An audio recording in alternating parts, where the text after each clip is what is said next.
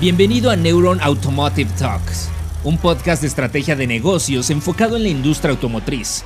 Aquí, líderes de grandes empresas comparten su visión mientras abordan las principales tendencias de una industria innovadora, apasionante, altamente eficiente y sobre todo, uno de los grandes motores económicos de México. Arrancamos.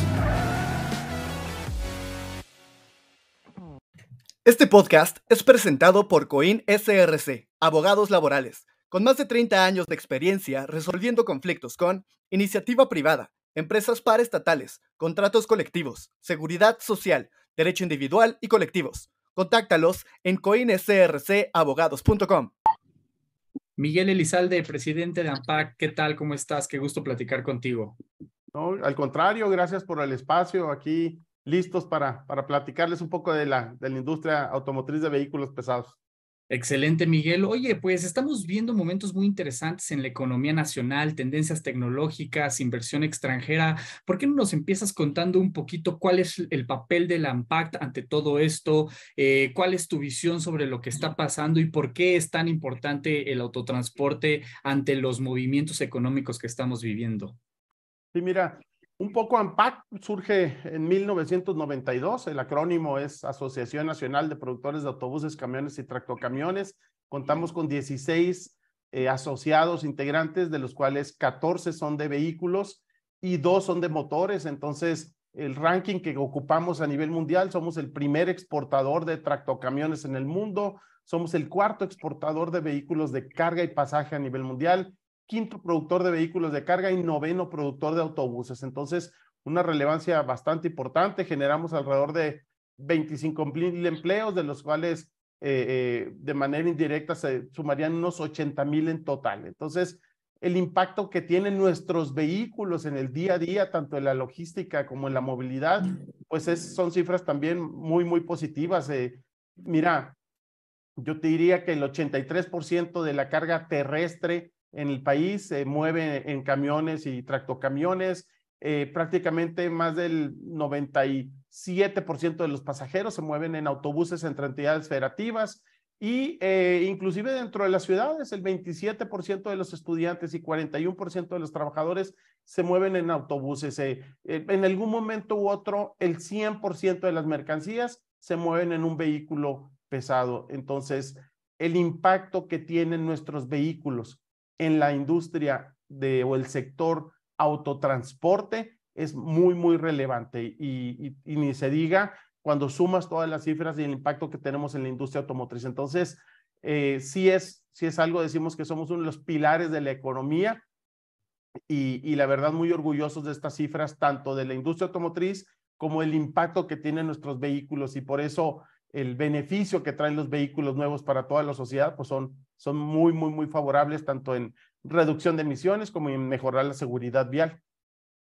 Oye, Miguel, y entendiendo la importancia de lo que es el autotransporte para la economía, para la forma en la que vivimos y hacemos negocios, yo quisiera también que nos contaras en ese sentido, bueno, cómo se está recuperando el autotransporte. Vivimos hace un par de años cómo el fenómeno de la pandemia le afectó a la economía en general. Hemos visto ahora números interesantes en temas de recuperación. ¿Qué nos contarías? ¿Cómo vamos ahí? Mira, les voy a comentar un par de cifras que tenemos. Ya estamos a mitad de año, entonces tenemos cifras muy positivas. Nosotros, te comento, por ejemplo, las cifras de crecimiento del mayoreo, que son las cifras que colocan el fabricante con los distribuidores. Mira, el primer semestre hemos crecido 38.7% comparado con el año pasado. Y si las vemos al menudeo, que es la que tiene el distribuidor directamente al transportista, pues crecimos 31.5%. Es decir, tenemos más de 11 meses, más de un año creciendo a doble dígito mes a mes. Son cifras muy positivas. Hay que tomar en cuenta que venimos de años difíciles y seguimos en una reactivación económica y en esta sincronización de la cadena de proveeduría. Entonces, sí venimos de unas cifras críticas del año pasado y el antepasado. Pero yo te diría que nuestra proyección, cuando normalmente colocamos 41,000, 42,000 vehículos pesados en el menudeo, estos son de autobuses, camiones y tractocamiones, Este año tenemos una proyección de alrededor de 47,500 unidades. Entonces, si llegamos con estas cifras de mercado interno, quedaríamos tal vez en tercer lugar histórico en cifra de renovación vehicular. Y en una de esas podemos tal vez subir un poco más y llegar al segundo lugar. Entonces, en el mercado interno, Frank, la verdad, muy positivas las cifras. Un año muy bueno. Recuperación económica que casi nos ponen en los niveles del top 3, digamos, de ventas. Ahora, nuestro fuerte principalmente nunca ha destacado el mercado interno. Usualmente es la producción motivada por la exportación. Entonces, la exportación este año ha crecido 24.3% en el primer semestre y son alrededor de 114,000 unidades. Es una cifra 8.7% más que el año 2019.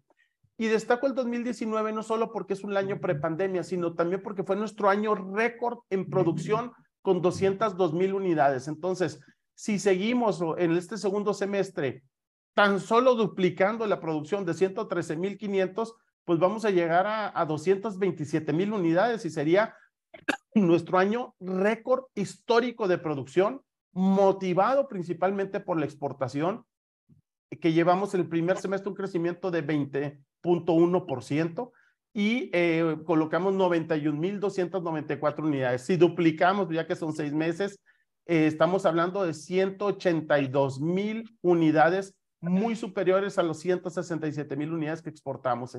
Normalmente exportamos a 14 países, principalmente dentro de América, 95% de la exportación a Estados Unidos, 2-3% es hacia Canadá, y luego siguen países como Colombia, Perú, Chile, Ecuador, Panamá, etcétera, Centro y Sudamérica. Entonces, eso sí, en exportación y producción van a ser año récord, que es algo muy positivo.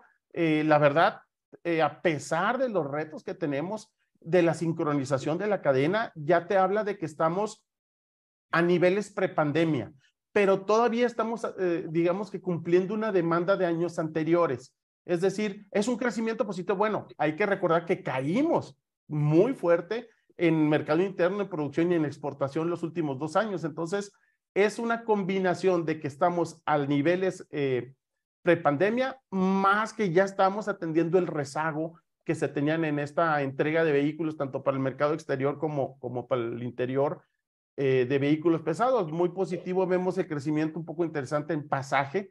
En pandemia, los autobuses, el aforo se redujo a 60-70%. Las empresas, la recuperación de las empresas en pasaje ha sido mucho más complicada que las de carga. La carga no dejó de moverse, disminuyó el movimiento de carga durante la pandemia, pero no dejó de moverse. Entonces, la verdad, va a ser uno de los mejores años históricos que vamos a tener este año y bueno, tengo que aprovechar y presumir que vamos a cerrar el año prácticamente en noviembre con Expo Transporte ANPAC, 15, 16 y 17 de noviembre. Ya está abierto el registro, es completamente sin costo, www.expotransporte.com, que también rompimos récord de metros cuadrados de exhibición y vamos muy bien en el registro, la verdad ya está abierto. Entonces, pinta a ser uno de los mejores años para la industria. Continuaremos con grandes retos que ahorita sí que te platico de eso también, Frank. Perfecto, Miguel, qué interesantes números pones sobre la mesa. Oye, sí quisiera justamente que nos contaras qué es lo que está empujando esta recuperación. Mencionabas justamente que ahorita estamos ahora sí que compensando el rezago de la pandemia, pero también se escucha temas de nearshoring, se escucha normalización en las cadenas de suministro. Tal vez ahorita el tema ya de los inventarios no es tan complejo y tan retador como en otros momentos. ¿Qué más está sucediendo que está empujando precisamente la recuperación del sector, resaltando lo que comentabas, además de que se está fortaleciendo el mercado doméstico? Mira, yo te diría que el impacto de esta reactivación económica es el principal impulso a la producción y obviamente la producción la suma tanto de la exportación como el mercado interno. Entonces, ¿qué sucedió? Explico un poco. En la pandemia nuestras plantas prácticamente dejaron de producir, la gran mayoría, porque no éramos considerados esenciales. El transporte sí de inmediato con el decreto de la pandemia se le consideró el transporte como una actividad esencial, al igual que es en otros lugares del mundo. La industria automotriz, tanto de ligeros y pesados, no fue considerada una actividad esencial y prácticamente no se permitía que se trabajara en las plantas. Entonces, se cerraron o el quédate en casa, si recuerdas. Entonces, por alrededor de un mes, mes y medio, en lo que se logró que se declarara esencial por la importancia que tiene el impacto en la movilidad y en la logística, esto impactó mucho directamente a las plantas. Entonces, desde ahí ya viene un impacto en la pandemia.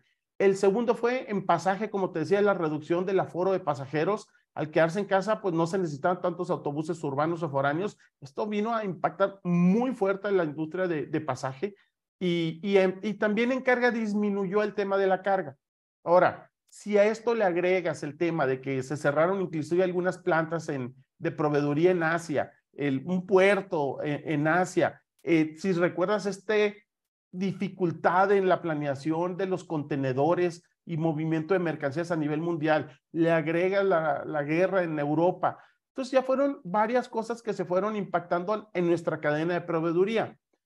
Pasamos, a mí me gusta decir, pasamos de ser los reyes del just in time al just in case. Entonces, tienes ahora que tener inventarios, una serie de actividades. Entonces, cuando tú ves este tema de la reactivación de la cadena y todo esto, es cuando nos dimos cuenta en la proveeduría. Es decir, primero nos faltaron semiconductores. Digo, en la planta no pones un semiconductor, pero sí con componentes esenciales que tenían semiconductores. Entonces, podría ser que tal vez no te llegaba el elevador eléctrico de la ventana del copiloto de un tractocamión. Inclusive algunos pedidos que dijeron, ¿sabes qué? Te lo voy a entregar sin el elevador y en 2 o 3 meses que me llegue te entrego el elevador, te lo instalo. Eso se podía permitir. Por eso decíamos al inicio que nuestras plantas no paraban mientras no les faltaran componentes esenciales. Ya luego empezaron a faltar componentes. Por ejemplo, hubo una escasez en un determinado momento de llantas, en otro momento de rines, y así sucesivamente, perdón, de varios componentes. Entonces, al principio era un semiconductor. ¿Qué pasó? Le llamamos a esto que se desincronizó la cadena de proveeduría, que a veces tenías stock de unas partes y luego te faltaban de otras. Entonces ya no podías, si era un componente esencial, no podías entrar el vehículo pesado. Entonces, ya estamos ahorita sincronizados en la cadena de proveeduría, atendiendo la demanda actual, pero también atendiendo la anterior. El tema del nearshoring, yo te diría que es 2 cosas. Ahora, y en este tiempo se implementó el TEMEC, ¿no? Las nuevas reglas del TEMEC, que eso también vino a tener algún grado de cumplimiento en nuestra cadena de proveeduría. Entonces, cuando ves tú, sumas el tema del Tratado de Libre Comercio de México, Estados Unidos y Canadá, el tema de la pandemia, te das cuenta de lo importante que tener el nearshoring, o le llaman allied shoring o friend shoring, ya todos los shoring es la palabra de moda ahorita. Entonces, es más costoso para un transportista no tener el vehículo que cualquier otra cosa, porque esto le genera ingresos. Entonces, si un vehículo no se entrega porque le falta un tornillo, pues el tornillo, si es esencial, oye, es muy barato producirlo en Asia, sí, pero es más caro no tener ese tornillo porque no puedes tener ese vehículo trabajando. Entonces, este tema de nearshoring, que es como del impacto de tener tu proveedoría más cerca o con aliados, ves el tema de Estados Unidos, de enfocándose un poco más en una producción estratégica en Norteamérica y más de proveeduría de aliados, que te digo, de amigos, etcétera. Obviamente, la localización que tiene México con Estados Unidos, pues ya esto te da una motivación a atraer mayor inversión hacia México. Mucha de esta inversión, pues se está anunciando y tal vez todavía no se concrete físicamente.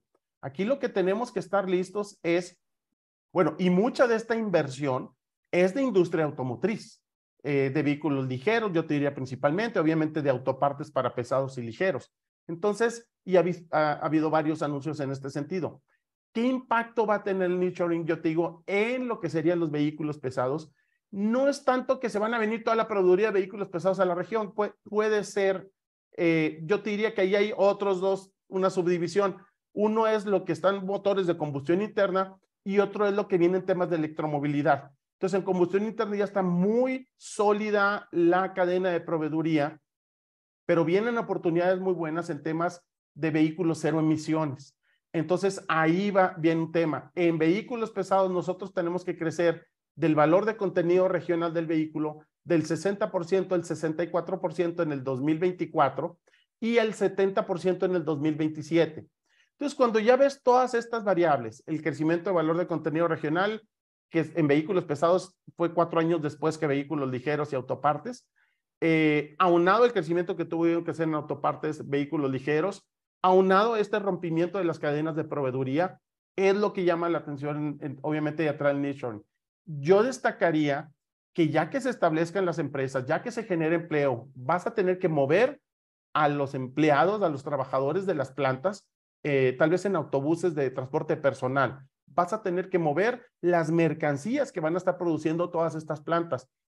Inclusive mucho va a ser para exportación. Entonces, es el momento preciso en hablar de impulsar una renovación vehicular de la flota, no solo de vehículos de carga y para impactar y mejorar la cadena logística, sino también el movimiento de personas. Entonces, el nearshoring dice, abre la oportunidad y más que en un año, tal vez a finales del próximo año, ya tengamos una nueva autoridad a nivel federal de oportunidades de hacer una planeación muy a tiempo con las nuevas autoridades de impulsar una renovación de flota que impacte la logística y la movilidad de las personas. Entonces, no solo es lo que estamos viendo y se está anunciando ahorita, en términos de autotransporte, sí está creciendo el movimiento de mercancías, pero el potencial de crecimiento es mayor y tenemos que estar listos con una flota promedio que actualmente es de 19 años en carga, 17 años en pasaje. Bueno, ya te imaginas la oportunidad que impulsar todo esto. E indirectamente esto iba a poder mantener el mercado interno, que siempre ha sido nuestro reto, ¿no? Y a la par hay muchas otras actividades. Está implementándose la Ley General de Movilidad y Seguridad Vial, donde se habla de financiamiento, donde se habla de impulsar renovación de la flota. Muy importante, no sobreregular el transporte, que no se vea como una caja chica de los estados y municipios, sino que sea impulsar la logística y la movilidad de las personas. En fin, traemos muchos fierros en la lumbre en estos momentos y la verdad un momento muy positivo para la industria, mucho trabajo por hacer, prepararnos para el impacto que va a tener el nearshoring en el autotransporte en México en carga y pasaje, y la verdad es la verdad una oportunidad única, no solo es en atraer las inversiones y fabricar autopartes aquí, sino también en el impacto que van a tener que moverse esas mercancías y esas personas y trabajadores de las plantas, ¿no? Sí, se vienen meses muy interesantes, Miguel. Me gustaría hablar un poquito más adelante sobre eso al respecto, pero quisiera regresar a los números que mencionabas hace un momento. Nos quedó muy claro precisamente lo importante que es el autotransporte para nuestra vida, pero ahora también cuéntanos cuál es la responsabilidad que tiene la industria del autotransporte en materia de sustentabilidad, de electromovilidad, de neutralidad de carbono y de cero emisiones. Mira, muy buena pregunta, Frank, porque la verdad, nuestras empresas, nuestros asociados invierten muchos recursos económicos y de talento humano en el desarrollo de las nuevas tecnologías. El problema de emisiones en México no es con los vehículos más nuevos, es con los vehículos más viejos. Y la edad promedio que te decía, 19 años en carga, 17 en pasaje, es ahí donde está el reto. Necesitamos reducir emisiones en dos sentidos: ingresando vehículos nuevos y sacando vehículos viejos. Tiene que ser en estos dos sentidos. A esto es lo que le llamamos nosotros, tiene que ser una solución integral de renovación de la flota para impulsar la reducción de emisiones. Entonces, primer punto es incentivos verdes. Segundo punto es financiamiento. Tercer punto es profesionalización. Y ahorita les platico un poco de ducat.com.mx. Cuarto punto es actualización del marco regulatorio. Y quinto punto es supervisión del marco regulatorio. Norma que no es supervisada no sirve para nada. Entonces, necesitas este balance. ¿Por qué? Porque tan solo la información que tenemos, hay un punto importante, solo es con placas federales. No tenemos prácticamente mucha información de placas estatales. Y si nosotros vendemos 40,000 vehículos, 20,000 se van a placas federales y 20,000 estatales. Ahora, Este balance que se necesita es porque tenemos más de 200,000 empresas de autotransporte federal registradas, de las cuales el 80% son micro y pequeñas empresas que tienen menos de 5 vehículos. Entonces, si tú solo te enfocas a la parte de sacar de circulación los vehículos viejos, vas a generar un conflicto social. Eso está comprobado. Por eso la edad máxima en pasaje es 15 años y la edad promedio es 17. Es decir, hay una irregularidad del más del 50%, tan solo en todos los autobuses foráneos circulando en carretera. Y eso es un reto muy, muy grande. Pero por eso tienes que tener las primeras tres. Es decir, no solo es actualización del marco regulatorio y supervisión del marco regulatorio, sino tienes que, ¿cómo ayudas al micro y pequeño empresario a avanzar en esta renovación vehicular por el beneficio que trae a toda la sociedad en reducción de emisiones, en mejorar la seguridad vial? Bueno, necesitas incentivos verdes, necesitas financiamiento, principalmente de la banca de desarrollo, y necesitas también profesionalización. Aquí te explico. Incentivos verdes, pues hay algunos esquemas muy pequeños ahorita. Esta administración a nivel federal se ha enfocado en apoyo a la persona, que es muy válido, muy positivo, no a las microempresas. Y el gran reto en nuestra industria es que son microempresas que requieren de macrocréditos. La renovación vehículo nuevo es complicado cuando tu vehículo en edad promedio es 19 años. Entonces, incentivos verdes, por ejemplo, se tiene Nacional Financiera, un esquema solo para placas estatales, en el que con recursos de la banca de desarrollo alemán puedes chatarrizar un vehículo y adquirir financiamiento. Este es un esquema en el que el gobierno estatal le tiene que poner una parte y otras tantas partes, digamos, la banca de desarrollo con estos recursos. Eso es a lo que me refiero yo, por ejemplo, con tema de incentivos verdes. El segundo es financiamiento. El mismo esquema que incluye chatarrización, incluye financiamiento. Este esquema de programa de transporte sustentable de NAFIN es el ejemplo claro que incluye el incentivo verde del financiamiento, pero tal vez está diseñado para entre 1,000 y 2,000 vehículos solo de placas estatales, principalmente autobuses urbanos. Pero ese es un ejemplo de algo que se pudiera replicar a nivel federal y nacional. Tercer punto es profesionalización. No se trata de dar el pescado, se trata también de enseñar a pescar. No es profesionalización de aprender a manejar el vehículo, que obviamente eso es muy positivo, sino que es a cómo manejar el negocio. Entonces tenemos nosotros un portal que es www.educat, que es Educatransporte, educat.com.mx, y en este portal agrupamos toda la información que tenemos que puede ayudar al micro y pequeño empresario, de cursos desde eficiencia energética, cómo administrar tu negocio, hasta carreras, técnicas, etcétera. Es un portal que tiene, ahorita entiendo yo, tenemos más de 700 personas registradas y ahí hay cursos tanto gratis como que tienen costo. No te da el curso el portal, sino que agrupamos a toda la información, es como una red o un hub en el que de ahí tú puedes ir e identificar los cursos que más te den. Entonces, esto no lo hace solo ANPAC, lo hacemos a través de la Alianza por la Profesionalización del Autotransporte Federal, apoyado fuertemente por GIZ y también de la Agencia de Desarrollo Alemana, también Canacar, lo que sería ANTP, CONATRAM y por supuesto nosotros ANPAC, con Semarnat también, y estamos viendo la forma de ampliar esto en un futuro también para vehículos o empresas más que nada de pasaje. Entonces eso es la parte de la profesionalización. Cuando tienes este balance, pues no es sacar de circulación vehículo porque sí, porque dejas sin sustento, digamos, del patrimonio de una familia. Entonces es ya como empujarlo a la formalidad, empujarlo a tener un vehículo que consume menos combustible, es más eficiente, le genera más ingresos y en un futuro va a poder renovar flota ya de una manera independiente. Entonces, me detuve tal vez un poco esto, pero es esencial. El beneficio no es directo a la industria automotriz, no es directo al transportista, es en reducción de emisiones y es en seguridad vial para todos los que compartimos tanto las carreteras como las ciudades. Entonces, eso es uno de los grandes retos. También en temas de sustentabilidad, pues tenemos que cada vez la parte de fabricación de vehículos, desde 2018 hemos fabricado vehículos eléctricos en México. Bueno, aquí corrijo algo muy importante, porque luego hablamos de electromovilidad y dicen, no, pues sí tenemos 5 o 7 años con la electromovilidad, aunque debemos de empezar a hablar de vehículos cero emisiones, y ahorita le explico. Vehículos cero emisiones en México empezaron en 1900 y fueron vehículos comerciales. Fue el primer tranvía eléctrico en la Ciudad de México. En 1951 fue el primer trolebús eléctrico, posteriormente en Guadalajara. Entonces, la electromovilidad con llantas, porque al principio fueron rieles, tenemos más de 70 años con temas de electromovilidad. Ahora, no solo es la electromovilidad y es más un poco enfocado a cero emisiones, porque ahorita, por ejemplo, para vehículos de largo recorrido, la solución técnica más viable es hidrógeno verde, porque no pesa tanto el combustible o el energético, no pesa tanto. Las baterías pueden pesar 2, 3, 4 toneladas en un autobús o en un camión de carga. Esto tiene un impacto en la competitividad de los vehículos comerciales. Y el tiempo de carga de un hidrógeno es mucho más sencillo, nomás que la inversión inicial es mucho mayor.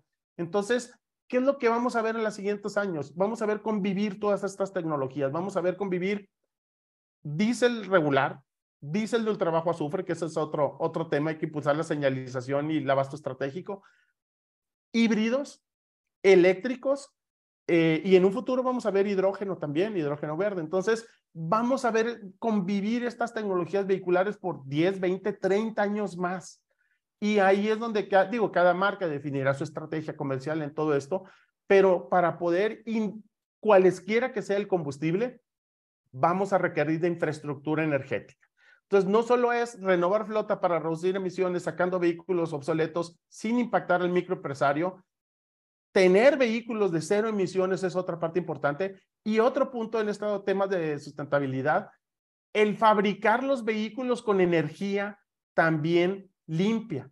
Entonces, vienes desde la generación de energía, desde la proveeduría de las partes. Cada vez se nos va a exigir a nosotros, a través de carbon tax y otras cosas, el reducir la huella de carbono desde el proceso de manufactura y, por supuesto, para un vehículo cero emisiones. Entonces, hay muchos grupos de trabajo, hay que fomentar un trabajo, yo creo que más coordinado. Hemos trabajado con Secretaría de Relaciones Exteriores, con Semarnat, con la Secretaría de Infraestructura de Comunicaciones y Transportes, con la Secretaría de Hacienda, con la SEDATU, de Secretaría de Desarrollo Territorial Urbano, en fin.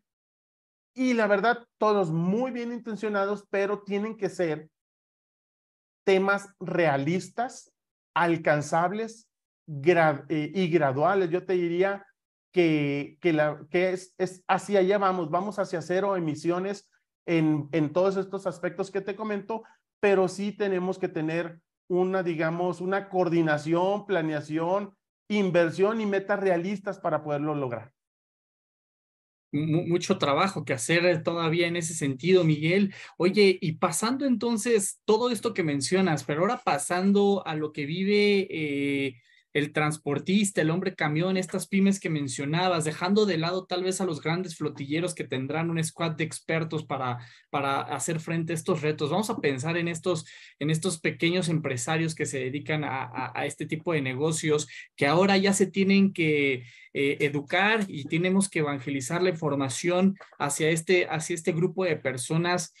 ¿Cómo entra el tema de la postventa? ¿Qué cosas tienen que entender? Es decir, ahora pensando en una persona que tenía sus vehículos de combustión, ya hablamos de eléctricos, híbridos, gas natural, diésel de ultrabajo azufre, ahora vienen los de celdas de hidrógeno. ¿Qué es lo que tiene que considerar este empresario para saber qué vehículo necesita y luego también cuáles son esas cosas en la postventa en donde tienen que trabajar de manera articulada tanto el fabricante distribuidor como el operador? Mira, muy buen punto, Fran, porque el tema de la postventa yo te diría puede ser el éxito o fracaso de cualquier empresa de la industria automotriz que renueva, impulsa la renovación de la flota. Por eso es muy importante la certeza jurídica, la certeza, la planeación y todo esto. Un tema ahorita es el diésel de ultrabajo azufre. No queremos que nos pase con vehículos cero emisiones lo que nos está pasando con el diésel de ultrabajo azufre. Es decir, ¿hay diésel de ultrabajo azufre? Sí, pero muchos de los transportistas no saben dónde está porque no está señalizado. Entonces, ¿hay 100% de diésel en el país es de ultrabajo azufre? No. Entonces, no solo es esta distribución estratégica, sino tienes que tener una señalización correcta. Ahora, ¿por qué es importante? Ahorita en esta sincronización de la cadena, y hablaré ya de otras tecnologías, no, podemos tener empresas que tienen un stock de inmediato entrega de vehículos. Tenemos otras empresas que pueden entregar a 30, 60, 90 días. pero hay algunas, un vehículo tal vez más especializado, más complicado, tengas que esperar 6, 7, 8 meses. Entonces imagínate, si ahorita me voy a ir al máximo 8 meses de entrega, más la carrocería puede ser 8 o 10 meses. Entonces, tienes estos 10 meses, más la planeación de la producción, entonces tú necesitas una certeza sobre la normatividad en el país, pues idealmente con más de un año de anticipación para esto. En cualquier otro país tendrías 2, 3, 4, 5 años, ¿no? Entonces, tienes que tener certeza en la regulación para poder planear la producción. Eso es de lo más importante. ¿Por qué? Sí tenemos vehículos cero emisiones, vehículos que utilizan diésel de trabajo azufre y los exportamos a Estados Unidos. ¿Qué es la gran diferencia de poderlo implementar en México? La postventa, que es lo que acabas de mencionar. Entonces, necesitas capacitar técnicos, necesitas tener todo el tema de refacciones y la distribución correcta. Si vas a convivir estas tecnologías, tal vez tengas que tener de 1, 2, 3 tipos de tecnologías y esto te puede generar, por eso puede haber empresas o marcas que decidan una estrategia. Algunos le apostarán más al gas natural, que me faltó mencionarlo, gas natural vehicular, otros a los híbridos, otros a los eléctricos, otros al hidrógeno, otros al diésel de regulado, otros al trabajo azufre. Y ya esta gama es la que tienes de oferta al transportista. El transportista, entre más competencia por él, mejor. Entonces, la postventa es muy, muy importante porque vas a necesitar tener todo este soporte detrás, capacitación de mecánicos. No es lo mismo que tú lo exportes y ya no ves tema de postventa, al menos en el país, a que tú lo tengas para el mercado interno y que tengas que tener el respaldo de esta tecnología en estos temas. Ahorita, más del 99% de los vehículos o 98.8% son de combustión interna. Otro menos, si sumas los vehículos eléctricos e híbridos, actualmente en México no conozco ninguno de hidrógeno todavía, habrá algún prototipo por ahí tal vez, pero no es muy público, y más en otros países. Menos del 1.3% son híbridos y eléctricos. Entonces 98.7% es de combustión interna. Y esta mezcla va a ir cambiando en el futuro, va a ir creciendo gradualmente. Y tú vas a tener que tener esta postventa para los dos. Ahora, la postventa es la que lo que responde a nosotros como empresas, a nuestros asociados, integrantes, el tener respaldarla para que el transportista trabaje el vehículo. Lo más caro que le puede salir a un transportista es que su vehículo esté parado por algún motivo. Entonces, y recordemos que los vehículos son comerciales. Son vehículos que no los compra alguien para dar la vuelta, al menos no es normal. Son vehículos para hacer negocio y tienen que generar ingreso. Entonces, porque es para una empresa que tiene que ser rentable.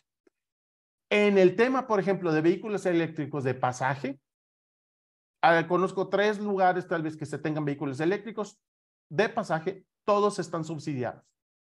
Lo tienes en Ciudad de México, lo tienes en Guadalajara, próximamente tal vez se vea algo en Monterrey, y hay un par de ciudades que están empujando Mérida, Tijuana, Chihuahua, etcétera. O sea, hay León, algunas ciudades que tienen planes en este sentido.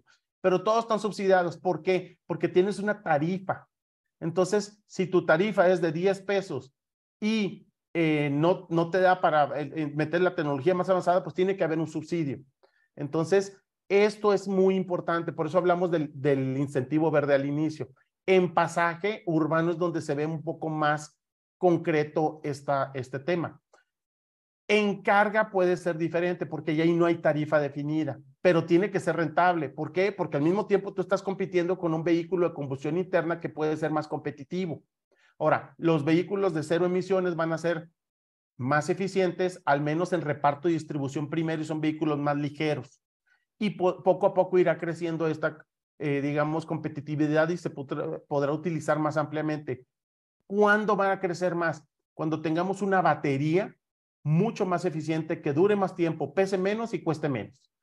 Y cuando tengamos una red de carga bien estructurada para vehículos pesados. Ahorita, si tú compras un vehículo pesado, es como si compraras tu carro y tienes que comprar tu gasolinera también. Dice, no, pues espérate, no voy a comprar un carro y una gasolinera. Igual es en una empresa. ¿Quiénes lo están haciendo? Tal vez para vehículos de reparto y distribución, ha sido algo, y tienen que tener su propia estación de abasto o de autoconsumo energético, pero para que sea un poco masiva vehículo cero emisiones, va a tener que haber en algún futuro tal vez cargas de oportunidad de electrolineras o hidrogeneras, o como se le diga en el futuro, públicas. Entonces es complicado. Hoy, en estos días, tenemos reunión precisamente con Semarnat para ver la Estrategia Nacional de Movilidad Eléctrica, que mencionaba unas metas que la verdad nosotros creo que ahí hay que mejorar esas cifras. Es un muy buen documento, pero muy mejorable la parte de las metas en este sentido. Y creo que se tiene que trabajar en gobierno, tiene que trabajar tanto la academia como el gobierno, como la industria, en hacer metas graduales, alcanzables y realistas, porque todos queremos, obviamente, pues un transporte más limpio, más seguro y más eficiente. Definitivamente, Miguel. Oye, yo un poquito para ir terminando, nada más me gustaría que nos contaras cómo vamos ahora en el tema de la seguridad, algo bien importante para los transportistas, retador para la región mexicana, latinoamericana en general. ¿Cómo vamos en ese sentido y qué podemos hacer y cómo la tecnología se ha vuelto también un aliado para prepararnos? Mira, a ver, primero el tema de bueno, hay dos temas, seguridad, tema de robos o seguridad vial, ¿no? Te platico el tema de seguridad pública, me imagino que es a la que te refieres. Mira, la seguridad pública es una condición indispensable para el crecimiento de la economía, la estabilidad de un país y el desarrollo tanto de las personas como las empresas. Entonces, sin seguridad pública no es posible llevar a cabo desde una vida familiar hasta una vida productiva en tranquilidad. Entonces, sí te afecta obviamente la seguridad del clima de los negocios. Pues a las autoridades siempre hemos solicitado la intervención pues oportuna y eficaz respecto al tema de este Estado de Derecho. Pues no solo es el robo de mercancías y unidades, sino que también ya cada vez se está poniendo más riesgo en los operadores de los vehículos. Y obviamente en AMPAC reprobamos todo acto de violencia en contra de la cadena de distribución, y como sabemos se trata de una industria esencial para México y reiteramos el compromiso para mejorar las tecnologías tanto en seguridad de vehículos, toda la tecnología de geolocalización, reforzar obviamente el diálogo con las autoridades para contribuir pues desde nuestra esfera todo lo que podamos. Nosotros participamos a través de Concamín en la mesa, digamos, de seguridad que se tiene y no te tengo yo información que generemos nosotros como fabricantes de los temas de seguridad. Yo creo que son más las cámaras y asociaciones de transporte las que te pueden dar y ni se diga obviamente las autoridades en términos de robos y todo esto. Sabemos que ha incrementado y obviamente esto nos impacta todo. Pero fíjate, a pesar de eso, tenemos cifras muy positivas. Entonces, creo que hay ciertas rutas con mayores riesgos que otras. Creo que la comunicación siempre ha sido muy constante con las autoridades y es un trabajo que todos le tenemos que entrar. Y habrá algunos aspectos que se puede inhibir el tema de la seguridad, la ley anti-jammer y cosas así en los que hemos trabajado dentro de Concamín, tanto en la Comisión de Seguridad como en la Comisión de Transporte. Es un tema, pues obviamente que se le tendrá que dar seguimiento, que tiene que mejorar, obviamente, por el beneficio del ambiente de negocios y de las familias y de todos nosotros.